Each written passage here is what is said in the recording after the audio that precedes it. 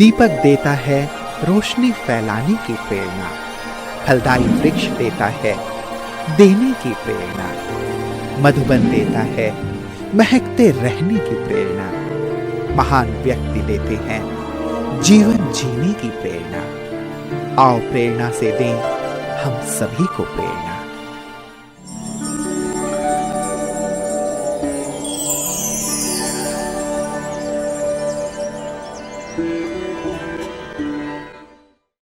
हिसार हरियाणा राज्य का एक विकसित शहर है।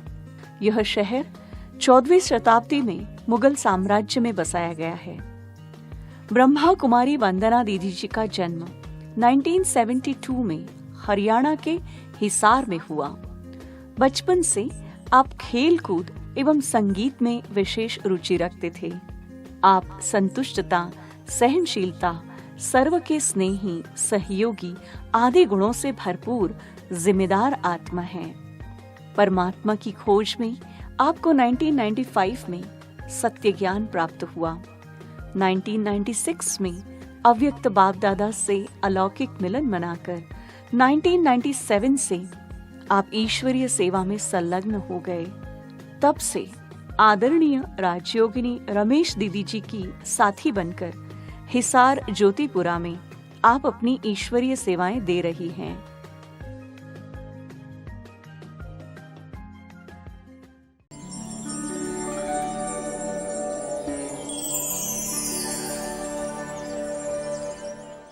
मेरा जन्म हिसार में एक बहुत ही धार्मिक और आध्यात्मिक परिवार में हुआ। बचपन से ही हम चारों बहन भाइयों को हमारे माताजी पिताजी ने बहुत ही धार्मिक और आध्यात्मिक वातावरण में पाला है। हमारी माताजी हमें शुरू से ही गीता, रामायण हर रोज़ पढ़ कर के सुनाती थी और हमारे पिताजी शाम को हर रोज़ संध्या करते थे और शिव शिव शिव जाप करते थे। और हम भी छोटे बच्चे थे तो साथ में ही बैठ जाया करते थे। मालूम तो नहीं था क्या करना है, लेकिन हम बैठते अवश्य थे। और मेरी रुचि तो शुरू से ही धार्मिक कार्यक्रम में रही है। सभी व्रत, पूजा, पाठ हम अपनी मम्मी के साथ हमेशा करते थे। मंदिर जाते थे, दिया हर रोज़ जगाने जाते थे और जितनी भी देवी देवताओं की आरती थी वो सभी मुझे मुजबानी याद थी। और जैसे कोई पर्व होता था, जैसे दीपावली आदि, तो मैं ही सबको पढ़ कर के मुजबानी सुनाती थी। और इसके साथ साथ आरती सुबह शाम करते थे। सारा वातावरण बहुत ही धार्मिक और श्रेष्ठ था। शुरू से ही मुझे सरस्वती माँ बहुत आकर्षित करती थी। मैं हमेशा कहती थी कि श्वेत वस्त्र धारिणी, ज्ञान की वीणा बजाने वाली विद्या की देवी मुझे बहुत अच्छी लगती है। काश मैं भी ऐसी बन जाऊं, ये मैं हमेशा सोचती थी।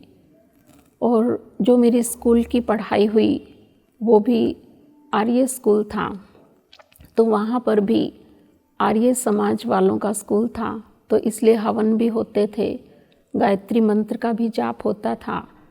और हम सभी सप्ताह में 1 या 2 बार अवश्य सब ये धार्मिक कार्यक्रम में शामिल होते थे। फिर जो कॉलेज की पढ़ाई हुई वो भी डीएन कॉलेज में हुई और वहाँ भी वातावरण बहुत ही सात्विक था, सतो प्रधान था।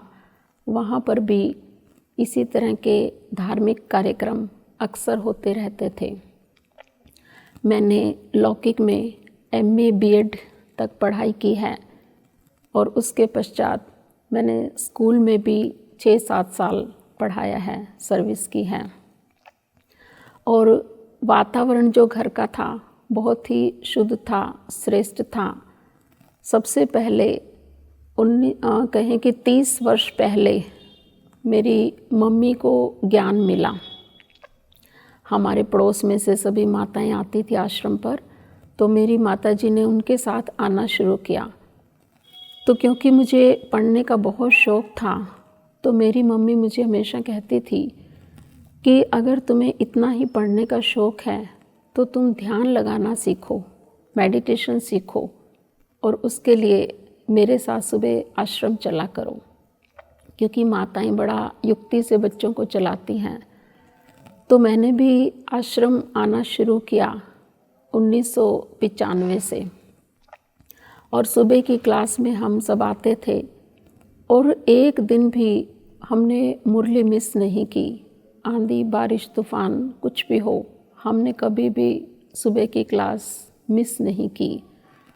मैंने 7 दिन का कोर्स तो नहीं किया, लेकिन मुझे मुरली बहुत अच्छी लगने लगी, बहुत इंटरेस्ट आने लगा, और मन ही मन में संकल्प किया कि मुझे भी ऐसा ही बनना है। गुणों की बात कहें तो मेरी जो बड़ी बहन थी वो मुझसे ज़्यादा गुणवान थी, लेकिन परमात्मा ने जिसको सिलेक्ट करना हो वो भी आती थी ज्ञान में, लेकिन भगवान ने मुझे ही चुना। एक बड़ा भाई मेरा, उसने भी शादी नहीं की, और मैं सबसे छोटी, मैंने भी नहीं की। तो जो बीच का एक भाई और बहन है, उनके अच्छे परिवार में शादी हुई, सुखी हैं, संपन्न हैं, और परमात्मा ने जिसे चुनना हो उसे ही चुनता है। तो 1995 से मैंने आश्रम आना शुरू किया, और 1995 में ही सबसे पहली बार माउंट आबू बाबा के घर जाना हुआ, और आदरणीय अनीता दीदी जी हम सबको माउंट आबू लेकर के प्रथम बार गए, और उस समय पांडव भवन में ही हम सब रुके थे। उस समय सिस्टम था कि टीचर बहन भी स्टूडेंट्स के साथ ही हॉल में रुकते थे। तो मैं जब अनीता दीदी को देखती थी तो मुझे बहुत अच्छा लगता था, और मन ही मन में सोचती थी कि मुझे भी इनके जैसा बनना है। यही मेरे जीवन का एक लक्ष्य बन गया था। और प्रथम बाबा मिलन जो था, वो उस समय पहली बार ही शांतिवन में बाबा आए थे, और पांडव भवन में हम सब रुके थे। तो अमृत वेले से ही अनीता दीदी हम सबको बाबा के कमरे में लेकर के जाते, और सभी दादियों से मिलवाने के लिए लेकर के जाते थे। हम सबको सिखाया कि सुबह सुबह ही सभी दादियों से मिलना है, और दादियाँ सभी हमें मीठी दृष्टि देती थी, टोली खिलाती थी, बहुत स्नेह, बहुत प्यार हम सबको मिलता था। और जब प्रथम बार शांतिवन में बाबा मिलन हुआ तो मैं बाबा को निहारती रही, और ना जाने कहाँ खो गई। मालूम ही नहीं चला कि भगवान मुझे कितने वरदान दे रहा है, कितनी शक्तियाँ दे रहा है, और ऐसे लग रहा था कि पूरे हॉल में केवल मैं और बाबा हैं, कोई और नज़र ही नहीं आ रहा था, और आँखों से अश्रुधारा बह रही थी। और मन ही मन बाबा से संकल्प किया कि बाबा, ये जीवन तो आपके हवाले है, आपको ही अर्पण है, सदा आपकी ही बनकर रहूँगी। ये मन ही मन पक्का वायदा बाबा से किया। मुझे ऐसे नहीं लगा कि मैं प्रथम बार मिली हूँ या प्रथम बार यहाँ आई हूँ। ऐसे महसूस हो रहा था कि ये सब मेरा जाना पहचाना है, सब मेरा देखा हुआ है। और वो जब मुरली चली तो बाबा ने मुझे संतुष्ट भव का, सदा संतुष्ट भव का वरदान भी दिया उसी मुरली के अंदर। और अव्यक्त बाप दादा से मिलन हुआ, बहुत ही खुशी हुई, हर्षित चेहरा हो गया, और अपने आप को ज्ञान से, गुणों से, शक्तियों से भरपूर महसूस किया। फिर जैसे वापस आए तो संकल्प तो शुरू से ही था कि मुझे, जब मैं कॉलेज में पढ़ती थी तो तभी से मैं अपनी फ्रेंड्स से बात करती थी कि मुझे शादी नहीं करनी और मैं ऐसी कोई जगह चाहती हूँ जहाँ पर हमेशा ऐसे ही रहे, शादी ना करनी पड़े और सबका मान भी मिले, रिस्पेक्ट रिगार्ड भी मिले और हमेशा पढ़ते भी रहें। तो मुझे याद है कि मेरी सहेलियाँ मजाक करती थी, कहती थी ऐसा नहीं होता, ऐसी कोई भी जगह नहीं होती, क्योंकि उस समय ज्ञान का मालूम नहीं था, आश्रम का मालूम नहीं था। तो मेरी फ्रेंड्स हमेशा कहती थी कि ऐसा कोई भी स्थान नहीं होता जहाँ पर बिना शादी के रह सके और मान भी मिले, रिस्पेक्ट रिगार्ड भी मिले और पढ़ते भी रहें, ऐसा नहीं होता। लेकिन मैं हमेशा कहती थी कि नहीं, मुझे तो शादी नहीं करनी और मुझे तो हमेशा ही पढ़ते पढ़ाते रहना है। ये मेरा शुरू से ही लक्ष्य था, शुरू से ही मेरे मन के अंदर संकल्प था। और जब ज्ञान मिला, बाबा मिला, आश्रम का मालूम चला, तो मुझे लगा कि मेरी जो जन्म जन्मांतर की इच्छा थी, जो मेरी शुरू से ही इच्छा थी, बचपन से ही जो मेरी लगन थी, मुझे लगा कि आज वो पूरी होने का समय आ गया। तो कहें कि इस पूरी यात्रा के अंदर जो सबसे विशेष रोल रहा है, या कहें कि सबसे ज़्यादा श्रेय जो मेरा ब्रह्मा कुमारी बनने का जाता है, वो मैं कहूँगी कि मेरी मम्मी को ही जाता है। तृप्ता देवी मेरी मम्मी का नाम है और उन्होंने ही मुझे प्रेरित किया और उन्होंने ही मेरा पूरा सपोर्ट किया कि नहीं, तुम्हें जो चाहो वो बनना है, जितना पढ़ना चाहो पढ़ सकती हो और जो जीवन में बनना हो वो बन सकती हो। तो जब मैं माउंट आबू से बाबा से मिलन मनाकर वापस आई तो मेरी लगन और भी बढ़ने लगी, दिन प्रतिदिन और लगन बढ़ती गई और पढ़ते पढ़ते ऐसे ही 1-2 साल बीत गए और 97 में आश्रम जाना आना रहा। और छुट्टी के दिन मैं सेवा करने भी जाती थी दीदियों के पास, और उस समय केवल 2-4 बहनें ही आश्रम पर रहती थी, तो मैं भी जाती थी छुट्टियों में। और 97 में कन्याओं की ट्रेनिंग हुई माउंट आबू में। तो दीदी ने मुझसे पूछा कि क्या आप जाएंगी ट्रेनिंग के लिए, तो मैंने फट से हाँ की कि हाँ दीदी, मेरा तो लक्ष्य ही यही है, मुझे तो बनना ही ब्रह्मा कुमारी है। तो दीदी ने कहा ठीक है। तो मेरा फॉर्म भरा, पेरेंट्स के साइन हुए, सब कुछ हुआ और मुझे 1 मास के लिए, उस समय ज्ञान सरोवर में ट्रेनिंग होती थी, और 1 मास के लिए मैं हिसार से केवल एक ही कन्या उस समय गई थी। तो वहाँ जब ज्ञान सरोवर में रुके तो वहाँ आदरणीय आशा दीदी जी वारसी, वो हमारे ट्रेनिंग इंचार्ज थे। हमारा अहो सौभाग्य, आदरणीय गीता दीदी भी थे और मनोहर दादी उस समय थे। तो दीदी के पास अनीता दीदी ने हमें छोड़ा और कहा, अनीता दीदी ने मुझे कहा कि देखो, ये 1 मास की ट्रेनिंग है और तुम्हें पूरे दिल से, लगन से ये ट्रेनिंग करनी है।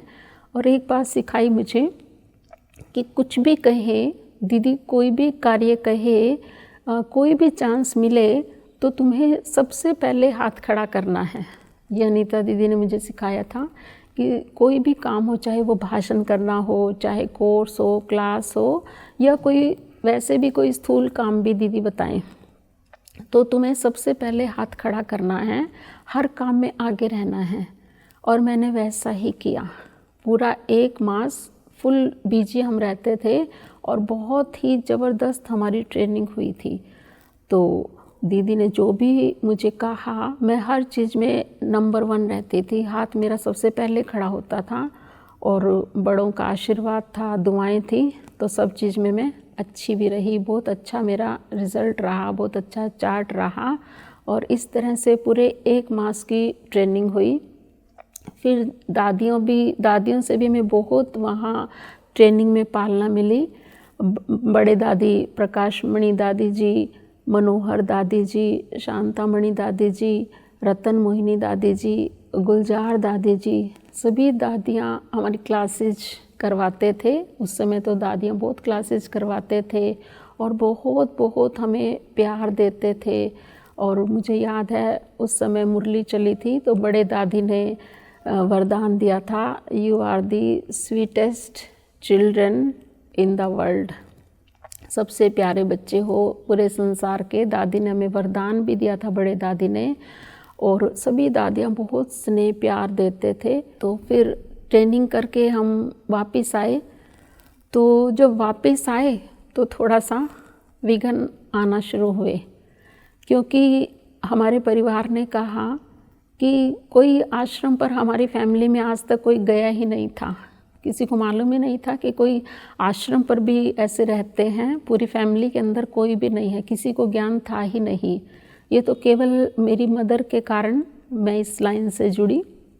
तो फिर जब ट्रेनिंग की बात थी तो कहा ठीक है, वो तो ठीक है, हो गई ट्रेनिंग। लेकिन अब जब रहने की बात आई तो दो बातें आई। एक बात तो ये थी कि जो आश्रम था उस समय राजगुरु मार्केट में था और कमरे थे दो, एक तो भाई साहब का था और एक बहनों का था। तो उस बहनों का जो रूम था उसमें बड़े दीदी रमेश दीदी, अनीता दीदी, सुनंदा माता जी, अंतिमा दीदी, नीरज दीदी, इतने तो पहले से ही थे। अब मेरे लिए तो सीट नहीं थी। तो दीदी ने कहा कि रहना तो है। तो बड़े दीदी ने कहा कि अचल दीदी से बात की दीदी ने। उस समय मैं दीदी के साथ माउंट आबू गई थी, कोई दीदी का अकाउंट्स का काम था तो दीदी मुझे लेकर के गए थे।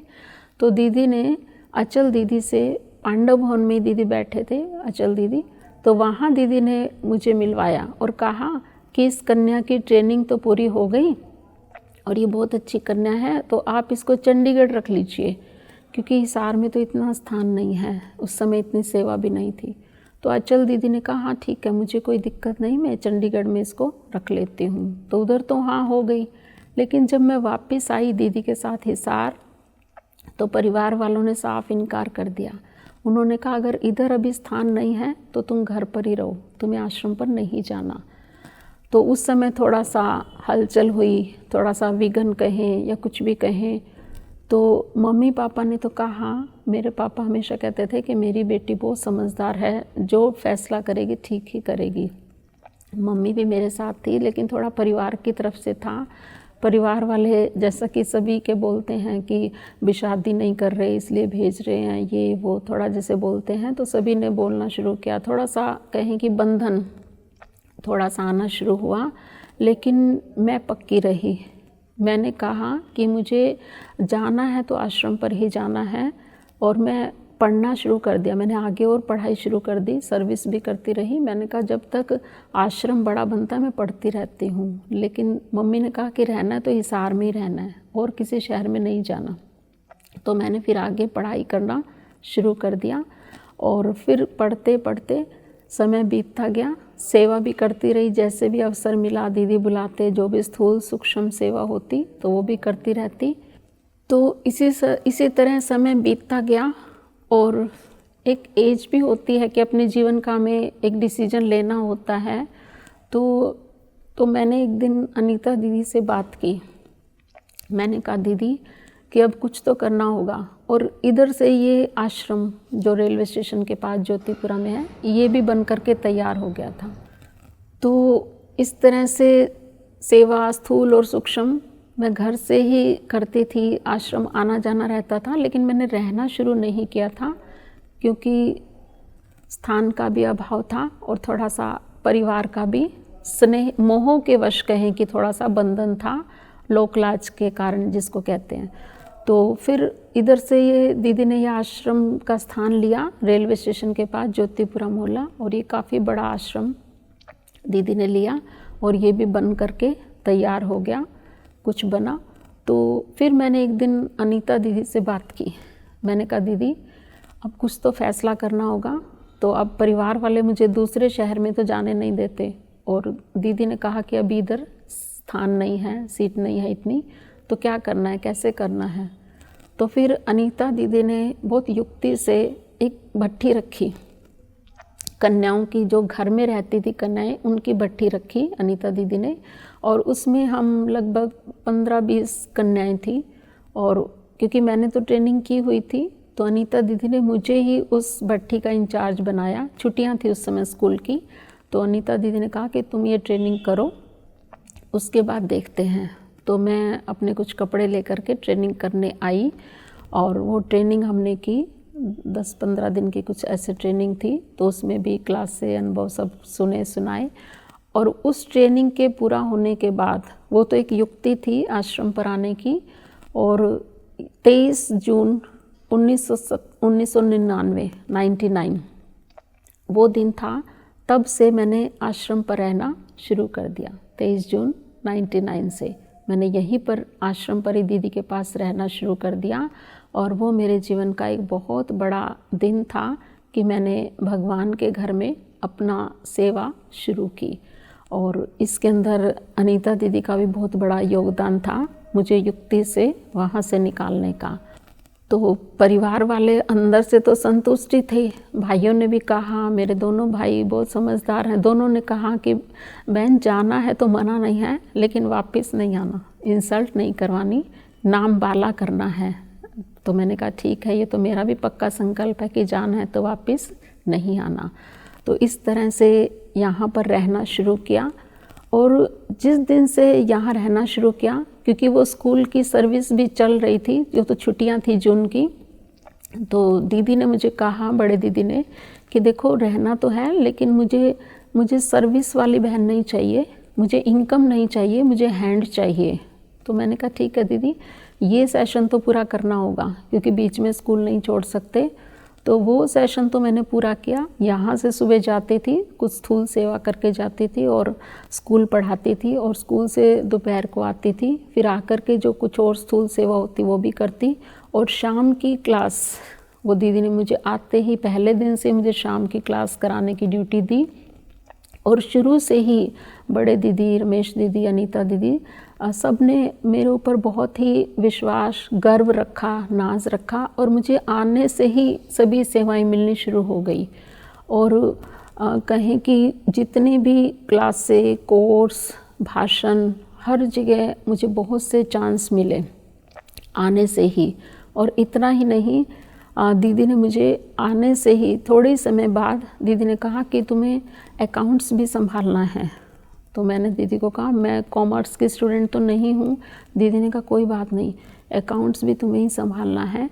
तो मुझे आने से ही अकाउंट्स की भी सेवा मिली, और स्थूल सूक्ष्म सेवाएं तो थी ही। और बाबा ने बहुत सारी गीता पाठशालाएं मेरे द्वारा भी, मुझे निमित्त बना करके बहुत सारी गीता पाठशालाएं भी खुलवाई। और हर स्कूल में, कॉलेज में, मंदिर में, गुरुद्वारे में, हॉस्पिटल में, जेल में और बैंकों में, सिटी चैनल पर, आकाशवाणी रेडियो पर और अनेकों स्थानों पर, बड़ी बड़ी यूनिवर्सिटीज़ में बहुत लेक्चर्स, बहुत सेवाओं का चांस मिला। अनेक सत्संग किए, किसी का डेथ के भाषण होते हैं, एनिवर्सरी सत्संग, खुशी के, हर तरह के भाषण, यहाँ बहुत सेवाएं होती हैं। तो दीदी ने मुझे बहुत चांस दिए। और कमाल है बाबा की, मुझे शुरू से ही सभी चांस मिले हैं। अथक होकर के मैंने सेवाएं दी हैं। और बड़ों का आशीर्वाद कहें, दुआएं कहें, कि सभी चांस खुशी से मिले। और इतना ही नहीं, आने से ही 99 में मैं रहना शुरू किया। और 2001 में एक महिला रैली निकली थी, तो दीदी ने मेरा नाम उसमें दिया। तो उसमें अनीता दीदी भी गए थे। अनीता दीदी हिमाचल की तरफ गए थे और मेरा पंजाब की तरफ टूर था। तो उसमें लगभग 10 शहरों में मेरा जाना हुआ। और उसके अंदर भी बहुत अच्छी सेवाएं बाबा ने ली, और बहुत अच्छे स्थानों पर गए, भाषण किए, ज्ञान सुनाया, कमेंट्री कराई। तो बहुत अच्छा ये भी अनुभव रहा। और दीदी का आशीर्वाद था, दीदी की दुआएं थी। आदरणीय रमेश दीदी, जो कि हम सबको माँ की तरह रखती हैं, उनके साथ मेरे बहुत अनुभव है। आज जो कुछ भी मैं हूँ, जिस भी सीट पर मैं हूँ, लौकिक माँ का तो योगदान है ही, साथ में अलौकिक माँ रमेश दीदी जी का बहुत बड़ा योगदान है, बहुत बड़ा रोल है दीदी का मेरे जीवन के अंदर। और आज मुझे जो कुछ भी आता है वो मुझे दीदी ने ही सिखाया है। दीदी ने पूरा मेरे ऊपर जिम्मेवारी का ताज दिया है।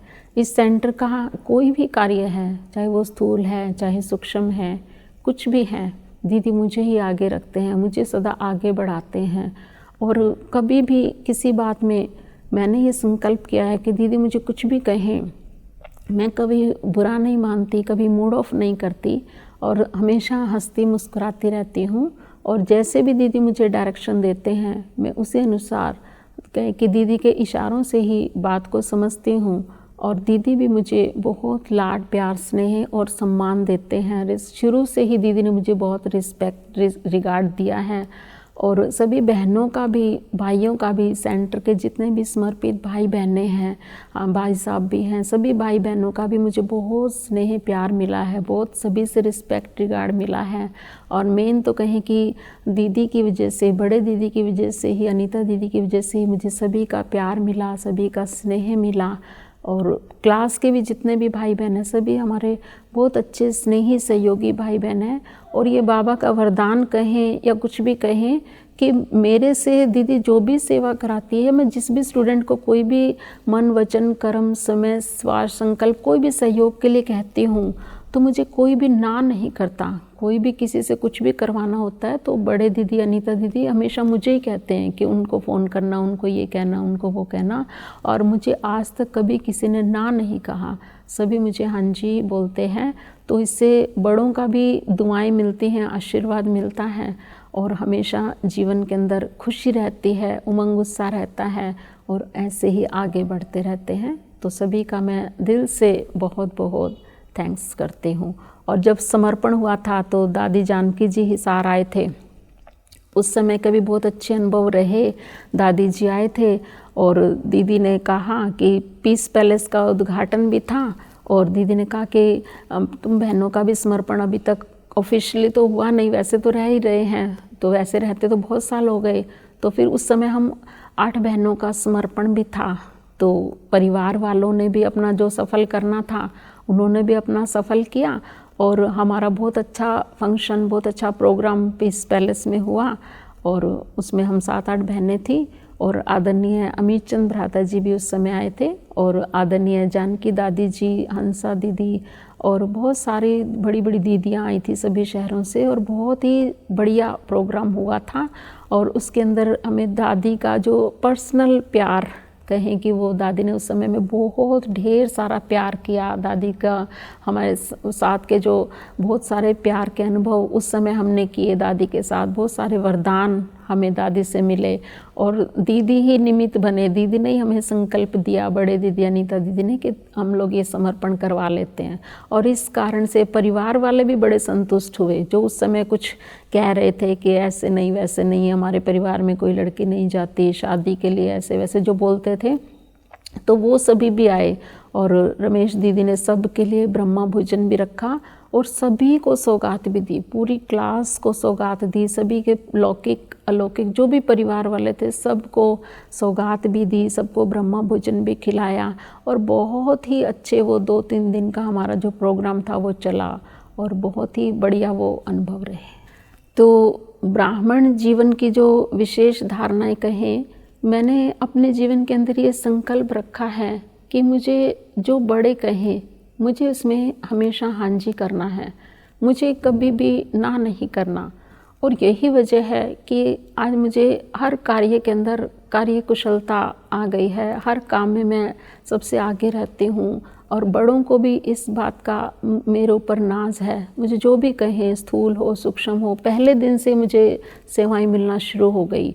तो हाँ जी के पाठ ने मुझे सदा आगे बढ़ाया है। कंप्यूटर से भी जब कहें अकाउंट शुरू हुआ तो दीदी ने सबसे पहले मेरा नाम लिखवाया। उस समय तो कंप्यूटर शुरू ही हुआ था। आदरणीय रमेश भाई साहब ने पूछा था, मुझे याद है क्लास में, कि कंप्यूटर कौन शुरू करेगा अकाउंट्स में। तो सबसे पहले दीदी ने हाथ खड़ा किया। तो मैंने कहा दीदी कौन करेगा? दीदी ने कहा कोई बात नहीं, कर लेना, सब हो जाएगा। और हो गया। तो सब काम में सदा हाँ जी का पाठ रखा है। और दूसरा जिम्मेवारी, मैंने हमेशा ये समझा है कि ये जो बाबा का घर है ये मेरा अपना घर है, इसको मुझे संवारना है, इसको सजाना है, इसका ध्यान रखना है। कोई करे ना करे, मुझे दूसरों को नहीं देखना, मुझे तो खुद को देखना है, क्योंकि ये मेरा अपना घर है। तो अपना समझ करके करते हैं तो बहुत बल मिलता है। मुझे हमेशा ऐसे महसूस होता है कि बाबा मुझे हमेशा टच करता है। कहीं पर भी कोई भी ऐसे नुकसान हो रहा हो, कहीं कुछ वेस्टेज हो रही हो, बिजली पानी कुछ भी, तो मैं वहीं पहुंच जाती हूँ। तो ये बाबा शायद मेरे द्वारा ये जिम्मेवारी का जो गुण है इसको पूरा करवाना चाहता है। तो ये मैंने बहुत बार महसूस किया है। और ब्राह्मण जीवन के अंदर मैंने ये भी संकल्प किया है कि क्योंकि हमें देवता बनना है, दाता के बच्चे हैं, तो मुझे सबको देना है। क्या देना है, चाहे वो स्थूल उनको कोई ज़रूरत है या सूक्ष्म। स्थूल में भी किसी को कुछ भी चाहिए तो मैं हमेशा सोचती हूँ कि मुझे ना नहीं करना, कहीं से भी प्रबंध करके उसको देना है। और सूक्ष्म में भी सुख देना है, शांति देनी है, आनंद देना है, प्रेम देना है। बाबा से शक्तियाँ लेकर के सबको देनी है, गुण देने हैं, शक्तियाँ देनी है, वरदान देने हैं। क्योंकि मुझे देवता बनना है तो मुझे देने का संस्कार सदा पक्का रखना है। तो वर्तमान समय में मैं अपनी मनसा पर विशेष अटेंशन देती हूँ। मनसा हमारी शुद्ध हो, प्योर हो, इस पर विशेष ध्यान देती हूँ। तो मन के अंदर मैं हमेशा पॉजिटिव संकल्प चलाती हूँ और उसके लिए मैं अपना ध्यान रखती हूँ कि मुझे व्यर्थ की बातों को ना सुनना है और ना ही उसको सुनाना है। बस मैं पॉजिटिव ही देखती हूँ। पॉजिटिव कोई सुनाना भी चाहे तो भी मैं सुनती नहीं हूँ, उसको डोंट केयर करती हूँ। अपने वर्तमान समय के पुरुषार्थ को, क्योंकि संगम का समय थोड़ा सा बचा हुआ है, हम वैसे बहुत लेट आए हैं, तो जो थोड़ा सा समय हमें मिला है इसमें हमें अपने पुरुषार्थ पर पूरा अटेंशन रखना है।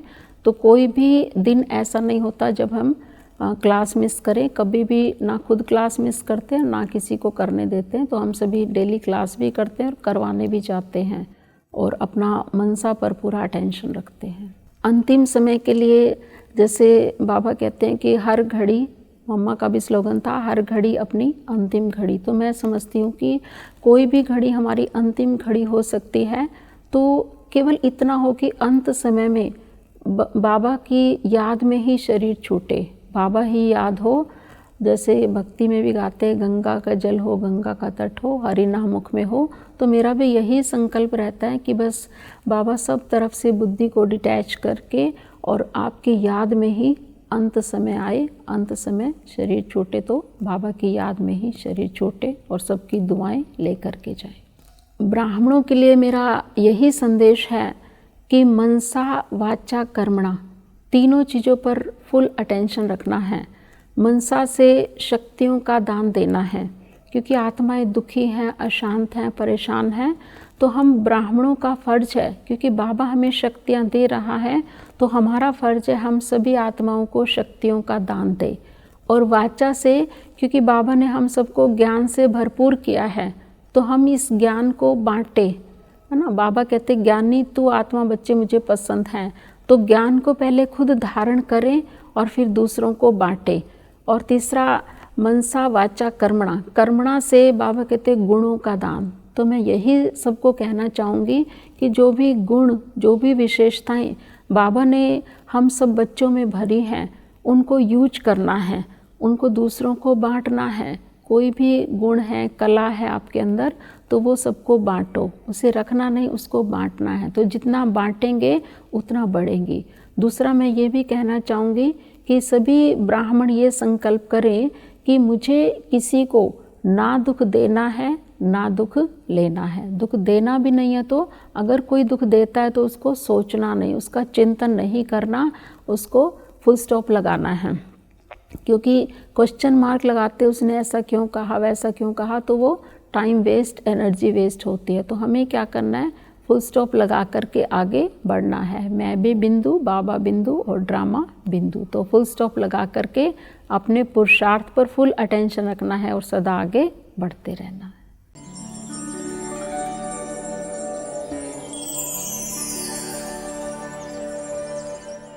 वंदना दीदी से इतना स्नेह मिलता है कि बताया नहीं जा सकता। इस स्नेह के कारण ही लगाव हमारा बढ़ता जा रहा है। बाबा की मुरली रोज़ सुनने के लिए वंदना दीदी प्रेरित करती हैं और उस मुरली को सुनकर रोज़ाना कुछ ना कुछ नया करने को इच्छा होती है, अपने खुद की उन्नति करने का मौका मिलता है।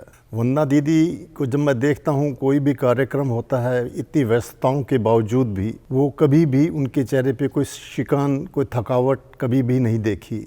वंदना दीदी बहुत ही सरल चित्त, हर्षित मुख, मिलनसार बहन है। सभी का बहुत ध्यान रखती हैं, सबके साथ प्यार से बात करती हैं और वो कहती हैं कि हमेशा खुश रहो, जान जाए पर खुशी ना जाए। दीदी बहुत ही मिलनसार हैं, कभी उनके चेहरे पे गुस्सा नहीं देखा, और दूसरी बात वो कहती हैं कि कभी किसी की कमियां नहीं देखो। हमें दूसरों की विशेषता के बारे में ही बताती हैं। आप व्यवस्था को मेंटेन करने के लिए, भाई बहनों को डिसिप्लिन में लाने के लिए और बहुत प्रयास करते हैं, और आप बहुत बड़े कुशल वक्ता हैं। स्थान स्थान पर बड़ी बड़ी सभाओं में आपको निमंत्रण मिलता है और आप बहुत अच्छे प्रवचन, आध्यात्मिक तथा राजयोग के प्रवचन करते हैं तथा राजयोग के कोर्स द्वारा, राजयोग की विधि द्वारा आम आत्माओं को तथा तनाव युक्त आत्माओं को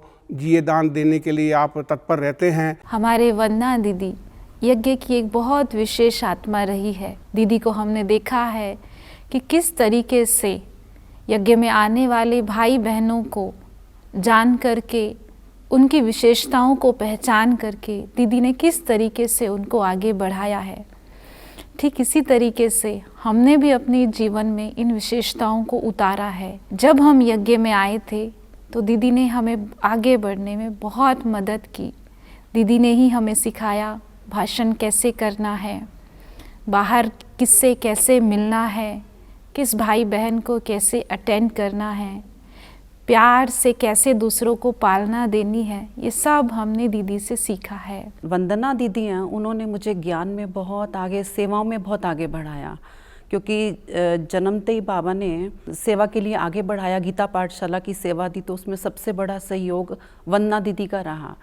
मुझे वंदना दीदी की वो बातें हमेशा याद हैं। जब गीता पाठशाला शुरू हुई तो वंदना दीदी ने बहुत मेहनत करी हिसार की सभी गीता पाठशालाओं में, और उसमें विशेष सहयोग वंदना दीदी का जो सेक्टर 14 की गीता पाठशाला में रहा। वंदना दीदी ने लगातार करीब 10 सालों तक गीता पाठशाला में आकर हमें मुरली सुनाई। वंदना दीदी अथक सेवादारी है। उनके अंदर एक ये बहुत अच्छी विशेषता है कि उनके अंदर सदा वो कभी थकते नहीं। उनके अंदर उमंग, उत्साह अच्छा है। कोई भी कुमार या कुमारी आती है सेंटर पे तो उनसे कैसे सेवा करवानी है ना, ऐसे भी नहीं एक कोई लगा के रखे, है ना।